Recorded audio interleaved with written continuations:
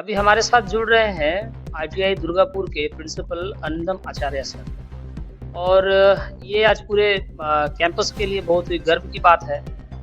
ये सर भी आज बताएँगे हमें कि उनके लिए ये क्या फीलिंग्स है कि इस कैंपस के जो इलेक्ट्रिक डिपार्टमेंट के जो सर हैं रमेश रक्षित सर, उनको राष्ट्रपति द्वारा नेशनल टीचर्स अवार्ड से सम्मानित किया गया। सर, क्या अनुभव होता है? आपके कैंपस का कोई एक शिक्षक अगर राष्ट्रपति द्वारा पुरस्कृत किया जाता है, कैसा महसूस होता है आपको? हाँ, ये तो बड़ी गर्व की बात है कि हमारा एक इंस्टीट्यूट का एक टीचर जिसको राष्ट्रपति पुरस्कार मिला है और this is the first time ever West Bengal ITI के तरफ से पहली बार मिला है और पहली बार हमारे इंस्टीट्यूट से मिला है। बहुत गर्व की बात है और सबसे बड़ी एक चीज़ मुझे जो अच्छा लगता है, जो मुझे बोलना भी चाहिए, एक अच्छा-सा डिज़र्विंग कैंडिडेट जिनको मिलना चाहिए था, जिनकी काम जैसे उन्होंने अपना डेडिकेशन दिया है, जैसे उन्होंने हमारे लिए इंस्टीट्यूट के लिए, स्टूडेंट्स के लिए ऐसा काम करता है। इस डायरेक्टरेट ऑफ इंडस्ट्रियल ट्रेनिंग जो हम लोगों का डायरेक्टरेट है, जो सारे आईटीआईज़ को मॉनिटर करता है, उनके अंदर में टेक्निकल एजुकेशन डिपार्टमेंट के अंदर में जैसे मतलब इन जैसे टीचर उन्होंने डिफरेंट डिफरेंट आईटीआईज़ में काम किया है। उनका जो नॉलेज है, उनका जो जैसे वो पढ़ाते हैं बच्चों को, जैसे मोटिवेट करते हैं, तो उनका ये सक्सेस हमें सबको बहुत बहुत गर्व गर्व गर्वित गर्व महसूस करवाता है। महसूस करना। बिल्कुल, एक शिक्षक जब सम्मानित होता है तो उसका माने उनके साथ जो और भी सारे फैकल्टीज़ हैं, उनके लिए भी एक प्रेरणा बन जाता है कि हाँ, हम भी अच्छे से अगर अपने बच्चों को पढ़ाएँगे, तो एक मार्गदर्शन तो होगा ही साथ एक उपलब्धि भी हासिल होगी खुद के लिए कि हाँ, हमने अपने जीवन काल में कुछ ऐसा किया जिसकी वजह से मुझे सरकार द्वारा सम्मानित किया गया। अच्छा सर, ये बताइए कि आपके कैंपस में बच्चों को शिक्षाएँ कैसी मिल रही हैं? और सारा जो सेशंस वगैरह होता है पढ़ाई का, वो सारा सब कुछ कैसा हो रहा है? दुर्गापुर आईटीआई का एक सबसे बड़ी खासियत जो है, यहाँ पे जो ट्रेनिंग प्रोसेस जो है, ट्रेनिंग प्रोसेस में हम लोग कोई कॉम्प्रोमाइज़ नहीं करते। मतलब ऐसा होता है कि जैसे इलेक्ट्रिकल का रमेश जी हो गया, ऐसे बाकी मैकेनिकल, इलेक्ट्रॉनिक्स डिफरेंट डिपार्टमेंट्स है हम लोगों का। तो वहाँ पे बच्चे लोगों को हम लोग थोड़ा इंटरैक्टिव स्टडीज़ में ज़्यादा मोटिवेट करते हैं। उनको फ्यूचर जो मतलब एक्चुअली क्या होता है, आईटीआई एजुकेशन होता है प्रैक्टिकल बेस्ड, जहाँ पे उसको प्रैक्टिकली जानना चाहिए, मशीन्स जानना चाहिए, उसको अल्टीमेटली सॉफ्टवेयर में जाके काम करना है। तो वो सारे जो चीजें हैं, इनको बहुत अच्छी तरह से सिखाया जाता है कि how to deal with the machines, how to work in the industry. एक इंडस्ट्रियल एनवायरनमेंट क्रिएट होता है, उनको सेफ्टी रूल्स बताया जाता है। डिफरेंट इंडस्ट्रीज आते हैं उन लोगों कैंपसिंग के लिए, सेफ्टी ट्रेनिंग्स करवाते हैं। डिफरेंट ऑडियो विजुअल जो क्लासेस है हम लोग का, स्मार्ट क्लासेस है, यहाँ पे उन लोगों को थोड़ा सॉफ्ट स्किल वगैरह भी सिखाया जाता है। तो सब मतलब सब कुछ मिला-जुला के जैसे होता है कि आईटीआई का जो ट्रेनिंग जो पोर्शन है, उसमें हम लोग बहुत मतलब सीरियस है। सर आईटीआई जो है एक बच्चे की स्किल डेवलपमेंट में एक बहुत ही बड़ी भूमिका अदा करती है। अच्छा सर, सेशंस वगैरह सब कैसा होता है? टीचर्स जो है किस तरीके से जो बच्चों को शिक्षा देना चाहिए उस क्षेत्र में, हाँ। माने किसी तरह का कॉम्प्रोमाइज़ होता है या ना नहीं, सर? नहीं, नहीं, नहीं, कॉम्प्रोमाइज़ कुछ नहीं होता है। सेशंस देखिए, आईटीआई का जो एजुकेशन प्रोसेस जो है, ये प्रोसेस कैसे ट्रेनिंग दिया जाएगा, किसको कितना ट्रेनिंग मतलब कितना आवर्स का ट्रेनिंग हुआ, ये पूरा जो कोर्स करिकुलम्स है, ये गवर्नमेंट ऑफ इंडिया का बनाया हुआ कोर्स करिकुलम्स होता है। कितने और उसको प्रैक्टिकल क्लासेस करेंगे, कितने और वो थ्योरेटिकल क्लासेस करेंगे। उनका एम्प्लॉयबिलिटी स्किल बोल के एक सब्जेक्ट होता है हम लोगों का, जो मतलब जो सॉफ्ट स्किलिंग के अपग्रेडिंग के लिए, ये सब पूरा आवर्स के हिसाब से बंधा हुआ है और उसी के हिसाब से क्लासेस होते हैं।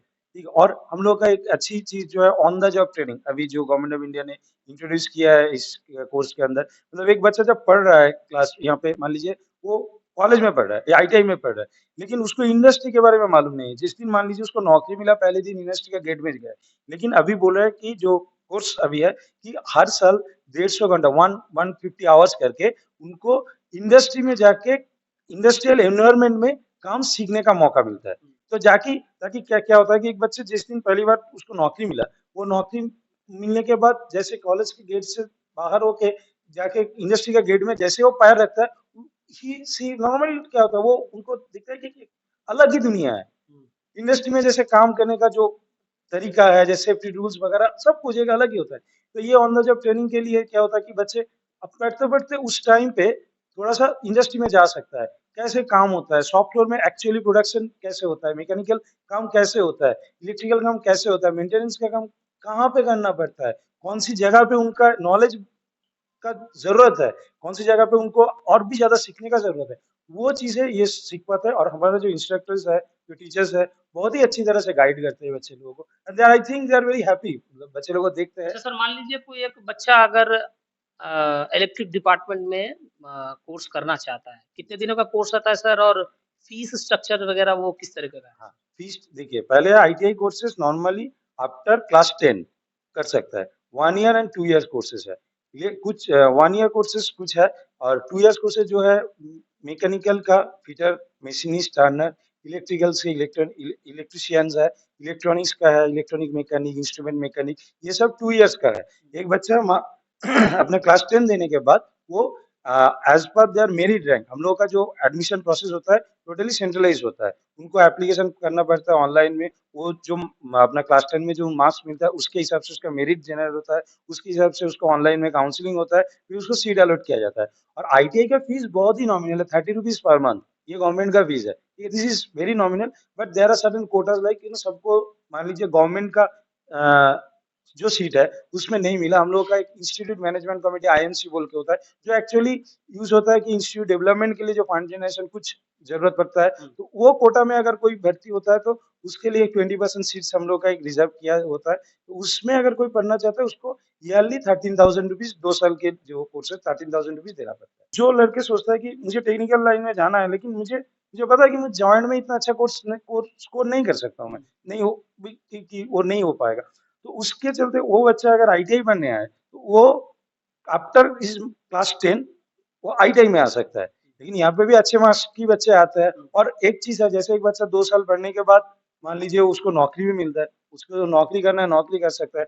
और हम लोग का जो कोर्स, अगर मैं इफ यू हैव टाइम, मैं एक चीज बताना चाहूंगा आपको कि हम लोग का कोर्स कैसे होता है। एक बच्चा क्लास 10 के बाद 2 साल अगर आईटीआई करता है, उसके बाद वो लैटरल एंट्री में 2 साल डिप्लोमा कर सकता है, फिर लैटरल एंट्री में 2 साल इंजीनियरिंग, 3 साल इंजीनियरिंग कर सकता है।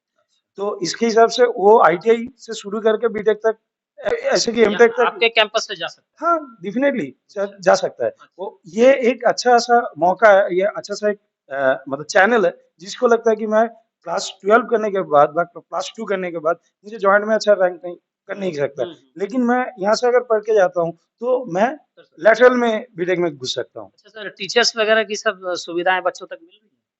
हाँ, मिलता है, अच्छे अच्छे खासा मिलता है टीचर्स वगैरह का। मतलब सबसे बड़ी चीज जो है कि हम लोग का टीचर्स जो है बहुत डेडिकेटेड है। आई मस्ट से, मैं जितने दिन देख रहा हूँ इन लोगों को, they are taking their classes very seriously. Sir अंतिम सवाल सर, ज़्यादा समय नहीं लेंगे आपका। रमेश रक्षित सर हमारे साथ सामने बैठे हुए हैं, उनके लिए क्या कहना चाहिएगा कि वो और अच्छे तरीके से अपना जो उनका जो कर्तव्य है, जो दायित्व है, वो और अच्छी तरह से निभाएँ, और जो बाकी जो और फैकल्टीज़ जो टीचर्स हैं, उनके लिए क्या कहना चाहिएगा ताकि वो और मेहनत करें मैं और एक आगे जाएँ? एक एक छोटा सा इंसिडेंट बताना चाहता हूँ, छोटा सा, बहुत ही छोटा सा इंसिडेंट।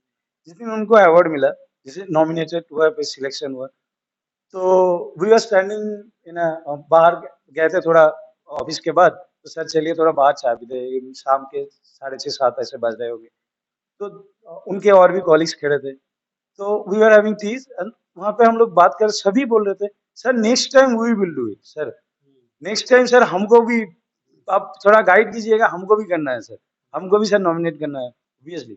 देखिए इनका जो पढ़ाने का स्टाइल है, जैसे डेडिकेशन है, मतलब जैसे इनका सबसे बड़ा चीज जो मैंने देखा वहां पे जो जाके, I was also I went to him, went with him in the Delhi, जो नेशनल अवार्ड में गया थे, तो वहां पे मैंने जो देखा कि सबसे बड़ी चीज जो हुआ है कि लॉकडाउन के टाइम पे जब बच्चे लोग पढ़ नहीं पा रहे, कुछ नहीं कर पा रहे, हम लोग थियोरिटिकल क्लासेस वीडियो बना कर दिए थे। इन्होंने थ्योरी के साथ साथ प्रैक्टिकल क्लासेस भी वीडियो बना के, सिमुलेशन वीडियो बनाए, जो बच्चों को हेल्प किया था। और ये अभी भी वही ऐसे करते हैं और भी डेवलप कर रहे हैं, बाकी टीचर्स भी कोशिश कर रहे हैं, and we are hoping for the best. हमने ऐसे बात कर रहे थे, हमने देखे है जो जो मैदान है, जो जगह है, कैसे वो लोगों को मतलब क्या बोलता है, जैसे अवार्ड मिल रहा है, ऐसे कौन कौन जगह पे ज्यादा फोकस हो रहा है।